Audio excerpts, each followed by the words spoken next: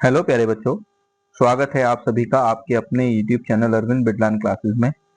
बच्चों, आज जो हम डिस्कस करेंगे, जिसमें आज हम NIS क्लास 10th विषय सामाजिक विज्ञान पाठ केंद्र स्तर पर शासन।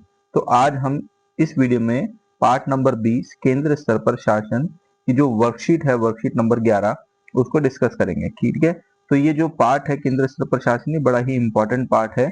इससे पहले जो हमने वर्कशीट करी थी वो राज्य स्तर पर शासन के बारे में हमने डिस्कस किया था, जिसमें हमने राज्यपाल, मुख्यमंत्री, विधानसभा, विधान परिषद के ऊपर हमने डिस्कस किया था। परंतु आज इस वीडियो में हम केंद्र स्तर पर शासन के बारे में डिस्कस करेंगे। तो बहुत ही इंपॉर्टेंट चैप्टर है, बहुत ही इंटरेस्टिंग चैप्टर है, इसीलिए आप बच्चे वीडियो को पूरा देखिएगा। जो बच्चे चैनल से नहीं जुड़े हैं, चैनल को सब्सक्राइब कीजिएगा, वीडियो को लाइक कीजिएगा और दूसरे बच्चों को भी शेयर कीजिएगा। ठीक है बच्चों, तो चलिए शुरू करते हैं अपना पाठ केंद्र स्तर पर शासन। तो बच्चों, ये जो वर्कशीट है ये 45 अंक की वर्कशीट है। ठीक है, तो क्योंकि पाठ बहुत बड़ा है और इम्पोर्टेंट है, इसलिए मैंने इसको ज्यादा अंकों की वर्कशीट में बनाया है। ठीक है, तो वर्कशीट नंबर 11 है, ये आपका नाम, आपकी कक्षा, आपका रोल नंबर। ठीक है, तो चलिए शुरू करते हैं, हम सीधे अपने प्रश्नों पे पहुंचते हैं। तो यहाँ पर हमारा बहुविकल्पीय प्रश्न शुरू होता है। ये देखिए, यहाँ पर पहला प्रश्न खंड ए में बहुविकल्पीय है। कहता है भारत का राष्ट्रपति किसके द्वारा चुना जाता है। ठीक है, तो एक अंक का सवाल है ये, जिसमें 4 ऑप्शन आपको दिए गए हैं। तो भारत का राष्ट्रपति किसके द्वारा चुना जाता है, इसका जो सही जवाब होगा वो होगा ऑप्शन नंबर ख, संसद के सदस्य तथा राज्य विधानसभाओं के सदस्यों के द्वारा। ठीक है, तो ये इसका सही जवाब है कि भारत का राष्ट्रपति जो है संसद के निर्वाचित सदस्य, राज्य विधानसभाओं के निर्वाचित सदस्य एवं दिल्ली और पांडुचेरी की विधानसभाओं के निर्वाचित सदस्यों के द्वारा राष्ट्रपति को चुना जाता है। ठीक है, तो इस यहाँ जो 4 ऑप्शन में जो सही ऑप्शन है चारों में, वो है ऑप्शन नंबर ख, संसद के सदस्य और राज्य विधानसभाओं के सदस्य, यानी ऑप्शन नंबर ख इज द राइट आंसर। ठीक है, चलिए ये देखिए, ये हमारे देश की राष्ट्रपति है श्रीमती द्रौपदी मुर्मू। तो राष्ट्रपति का जो चुनाव है वो संसद के निर्वाचित सदस्य, भारत की जितनी भी विधानसभाएं हैं उनके निर्वाचित सदस्य, साथ ही साथ दिल्ली और पांडिचेरी, जिसे हम पुडुचेरी बोलते हैं, इनकी विधानसभाओं के निर्वाचित सदस्य के द्वारा राष्ट्रपति का चुनाव होता है। ठीक है, चलिए अगला प्रश्न देखते हैं। देखिए यहाँ पर अगला प्रश्न कहता है हमसे, प्रश्न नंबर 2, भारत की संसद के कितने सदन हैं। तो भारत की संसद की अगर मैं बात करता हूं तो यहाँ 2 सदन होते हैं। एक होता है लोकसभा, लोकसभा, और एक होता है राज्यसभा, राज्यसभा। ठीक है, तो हमारी संसद जो है उसके 2 सदन होते हैं, लोकसभा और राज्यसभा। तो यहाँ पर जो सही ऑप्शन है वो है ऑप्शन नंबर ख। ठीक है, तो भारत की संसद के कितने सदन हैं, तो लोकसभा और राज्यसभा, यानी 2 सदन है। ठीक है, तो इसका जो सही जवाब है वो है ऑप्शन नंबर ख। ठीक, चलते हैं अगले प्रश्न पे। आगे देखिए, कहता है अगला प्रश्न, राज्यसभा को और किस नाम से जाना जाता है। तो राज्यसभा को हम किस और नाम से जानते हैं, तो राज्यसभा को हम क्या बोलते हैं, हम इसे उच्च सदन भी बोलते हैं। क्या बोलते हैं, उच्च सदन। ठीक है, तो इसका जो सही जवाब है यहाँ ये है ऑप्शन नंबर ख, उच्च सदन। ठीक है, आगे देखते हैं। अगला प्रश्न है, यहाँ हमसे पूछा गया है लोकसभा के सदस्य कितने वर्ष के लिए चुने जाते हैं। जो लोकसभा के सदस्य होते हैं प्यारे बच्चों, वो चुने जाते हैं 5 वर्ष के लिए। कितने वर्ष के लिए, 5 वर्ष के लिए। तो इसका जो सही जवाब है वो है ऑप्शन नंबर ग। ठीक है, लोकसभा के सदस्य 5 वर्ष के लिए चुने जाते हैं। ठीक है, आगे देखिए। अगला सवाल कहता है भारत का वास्तविक कार्यपालिका प्रमुख कौन होता है। ठीक है, तो अगर हम वास्तविक कार्यपालिका की बात करते हैं भारत की, तो वो कौन है, वो होते हैं प्रधानमंत्री। ठीक है, ऑप्शन नंबर ख, प्रधानमंत्री जो होते हैं ये कौन होते हैं, ये वास्तविक कार्यपालक होते हैं हमारे देश के। ठीक है, लेकिन अगर मैं नामात्र की बात करूं, नाम मात्र कार्यपालिका, अगर मैं नामात्र कार्यपालिका की बात करूं तो इसका जो सही जवाब है नामात्र में वो है राष्ट्रपति, राष्ट्रपति। ठीक है, तो राष्ट्रपति जो होते हैं ये नामात्र कार्यपालिका होती हैं और वास्तविक कार्यपालिका जो है वो प्रधानमंत्री और उसकी मंत्री परिषद जो है वो प्रमुख होती है। ठीक है, तो इसका जो सही जवाब है ऑप्शन नंबर ख। आगे देखते हैं, ये देखिए यहाँ पे मैंने कोई फोटो लगाई है, तो हमारे देश के जितने भी प्राइम मिनिस्टर हैं यहाँ पर उनकी फोटो आप देख सकते हैं। ये हमारे देश के पहले प्राइम मिनिस्टर थे, पंडित जवाहरलाल नेहरू।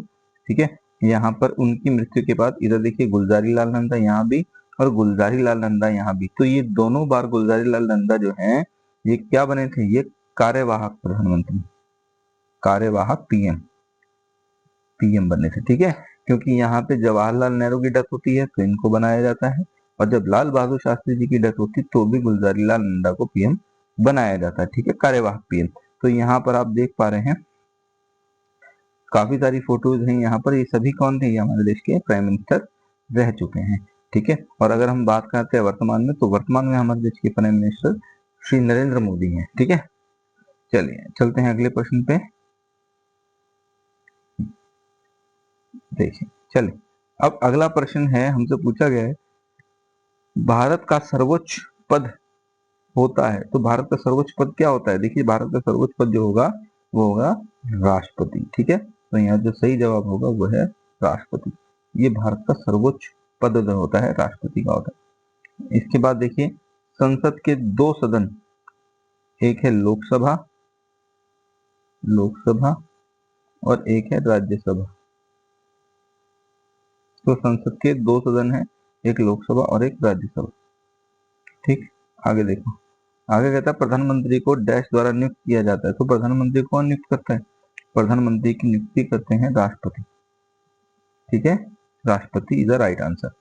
आगे देखो कहता है लोकसभा को डैश नाम से जाना जाता है। तो लोकसभा को हम क्या बोलते हैं, निम्न सदन, निम्न सदन। ठीक है, और अगर मैं राज्यसभा की बात करूं तो राज्यसभा को क्या बोलेंगे, राज्यसभा को बोलेंगे उच्च सदन, उच्च सदन। ठीक है बच्चों, चलिए आगे देखते हैं अगला। देखिए यहाँ पर लोकसभा को, देखिए इसमें इसमें बोला गया है लोकसभा को, यहाँ पे हमसे प्रश्न पूछा है लोकसभा को डैश भी कहा जाता है। तो इसका जो सही जवाब है वो जनता का सदन है। ठीक है, तो यहाँ जो सही जवाब है इसका, लोकसभा को जनता का सदन भी बोला जाता है। ठीक है, जनता का सदन, या हम लोकसभा को निम्न सदन भी बोलते हैं, निम्न सदन। ठीक है, चलिए आगे देखिए अगला क्वेश्चन कहता है केंद्र सरकार के मंत्रियों के समूह को क्या बोलते हैं, मंत्री परिषद कहा जाता है। ठीक है, तो क्या बोलेंगे, मंत्री परिषद। ठीक है, तो अब यहाँ से हमारा खंड सी शुरू होता है जिसमें हमसे कुछ प्रश्न पूछे गए हैं। तो देखिए जैसे यहाँ पर पूछा गया है केंद्र सरकार से क्या तात्पर्य है। केंद्र सरकार वह सरकार होती है जो पूरे देश में का शासन चलाती है। ठीक है, आगे देखिए, आगे कहता है यह राष्ट्रीय स्तर के विषय जैसे रक्षा, विदेश नीति, मुद्रा आदि का संचालन करती है। तो केंद्र सरकार वो सरकार होती है जो देश का शासन चलाती है। ठीक है, और रक्षा, विदेश नीति, मुद्रा जैसे जो मुद्दे होते हैं उनका संचालन करती है। ठीक, चलिए आगे देखते हैं अगला प्रश्न कहता है संसद के दो सदनों के नाम लिखे। तो पहला सदन है लोकसभा और दूसरा सदन है राज्यसभा। लोकसभा को हम निचला सदन बोलते हैं और राज्यसभा को हम उच्च सदन बोलते हैं। ठीक, आगे देखिए, आगे कहता है प्रधानमंत्री को दो काम लिखने हैं। तो पहला काम प्रधानमंत्री का मंत्री परिषद का नेतृत्व करना है, दूसरा काम होता है सरकार की नीति और कार्यक्रमों का संचालन करना। ठीक है, आगे देखिए राष्ट्रपति के दो कार्य लिखने हैं। तो पहला कार्य राष्ट्रपति का क्या है, संसद द्वारा बनाए गए कानूनों को मंजूरी देना। संसद जो भी कानून बनाती है उन पर राष्ट्रपति साइन करता है, मंजूरी देता है। ठीक है, इसके बाद सेकंड प्रधानमंत्री और मंत्रियों की नियुक्ति करना। तो ये भी राष्ट्रपति का काम है कि वो प्रधानमंत्री और अन्य मंत्रियों को शपथ दिलाकर उनकी नियुक्ति करता है। ठीक, अगला सवाल देखिए यहाँ पर है सर्वोच्च न्यायालय के न्यायाधीश की नियुक्ति कौन करता है। तो देखिए इसका जो सही जवाब है, इसका जो सही जवाब है सर्वोच्च न्यायालय के मुख्य न्यायाधीश तथा अन्य न्यायाधीशों की नियुक्ति जो है वो कौन करते हैं, वो भारत का राष्ट्रपति करता है। ठीक है, सर्वोच्च न्यायालय के मुख्य न्यायाधीश तथा अन्य न्यायाधीशों की नियुक्ति कौन करता है, ये करता है राष्ट्रपति। ठीक है, तो यहाँ देखिए यहाँ पर एक फोटो है अभी आपके सामने, यहाँ पर देखिए ये जो फोटो है यहाँ पर जो यहाँ फोटो देख रहे हैं ये हमारे देश के कौन है, CJI, chief justice of India, और इनका नाम है न्यायाधीश सूर्यकांत। ठीक है, इनका नाम क्या है, सूर्यकांत। तो ये भारत के नए CJI हैं जिनका नाम सूर्यकांत है। ठीक है, चलिए आगे सवाल देखिए। आगे कहता है हमसे कि सर्वोच्च न्यायालय के न्यायाधीश की नियुक्ति या सेवानिवृत्ति की आयु कितनी होती है। तो यहाँ पर लिखा हुआ है 65 वर्ष की आयु में ये रिटायर हो जाते हैं। इसके बाद देखिए अगला सवाल, सर्वोच्च न्यायालय में न्यायाधीश बनने के लिए एक आवश्यक योग्यता क्या है। भारत का नागरिक होना चाहिए। कोई भी व्यक्ति सर्वोच्च न्यायालय का न्यायाधीश बन सकता है यदि वो भारत का नागरिक हो। ठीक है, आगे देखिए, सर्वोच्च न्यायालय का एक प्रमुख कार्य लिखिए। तो देखिए, सर्वोच्च न्यायालय संविधान की रक्षा और व्याख्या करता है। ठीक है, तो बहुत अच्छा एक प्रश्न है कि कोई काम क्या है सर्वोच्च न्यायालय का, तो संविधान की रक्षा करना ये सर्वोच्च न्यायालय का काम है। तो देखिए यहाँ पे मैंने फोटो लिखी है सुप्रीम कोर्ट की। ये सर्वोच्च न्यायालय को हम इंग्लिश में सुप्रीम कोर्ट बोलते हैं। तो हमारे देश में सुप्रीम कोर्ट 28 जनवरी साल 1950 को बना था। ठीक है, सुप्रीम कोर्ट की स्थापना हुई थी। तो ये देखिए आप सुप्रीम कोर्ट की फोटो है यहाँ पर, ये सारी फोटो पूरी की पूरी फोटो सुप्रीम कोर्ट की है। ठीक है, तो 28 अगस्त 1950 को सुप्रीम कोर्ट का गठन किया था। चलिए आगे देखें। अगला सवाल है, अपीलेट अधिकार क्षेत्र का क्या अर्थ है। तो देखिए इसका तो सही जवाब है कि जब सर्वोच्च न्यायालय निचली अदालतों के फैसले के खिलाफ अपील सुनता है तो उसे अपीले अधिकार क्षेत्र कहते हैं। कहने का मतलब यह है जब सुप्रीम कोर्ट अपने से छोटी अदालतों के फैसलों के खिलाफ अपील सुनता है तो उसे अपीले क्षेत्राधिकार कहते हैं। ठीक है, जब सुप्रीम कोर्ट अपने से निचली अदालतों के फैसलों के खिलाफ अपील सुनता है तो उसे अपीली क्षेत्राधिकार कहा जाता है। तो ये बहुत ज्यादा इंपॉर्टेंट जो है आपके एग्जाम के दृष्टिकोण से है। ठीक है बच्चों, आगे अगला सवाल है, यहाँ पर अब शुरू होता है खंडी। तो यहाँ पर देखिए पहला सवाल है, संसद के कार्यों का वर्णन कीजिए। ठीक है, तो ये इंपॉर्टेंट क्वेश्चन है। तो संसद के काम क्या है, देखिए संसद भारत की एक सर्वोच्च विधायी संस्था है। ठीक है, विधायी संस्था है संसद। ठीक है, इसके काम क्या है, इसका पहला काम है कानून बनाना, सरकार की नीतियों पर चर्चा करना, बजट को पास करना और सरकार के कार्यों पर नियंत्रण रखना। ठीक है, तो ये संसद के काम होते हैं। ठीक है, तो संसद जैसे अगर कोई पूछे कि क्या काम करती है संसद या पार्लियामेंट, तो संसद भारत की सर्वोच्च विधायी संस्था होती है। ये कानून बनाती है, सरकार की नीतियों पर चर्चा करती है, बजट को पास करती है और सरकार के कार्यों पर नियंत्रण भी संसद के द्वारा रखा जाता है। ठीक है, अभी वर्तमान में जो संसद के सदस्य हैं कुल भारत में, तो वो 543। ठीक है, ये किसमें है, लोकसभा में, ये किसमें, लोकसभा में।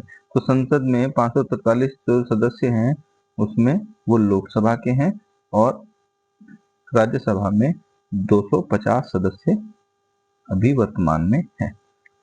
ठीक है, तो 543 सदस्य लोकसभा के और 250 सदस्य राज्यसभा के हैं संसद में। ठीक है, चलिए अगला सवाल देखिए। आगे कहता है हमसे प्रश्न नंबर 2, द मंत्री परिषद क्या है और इसके काम लिखिए।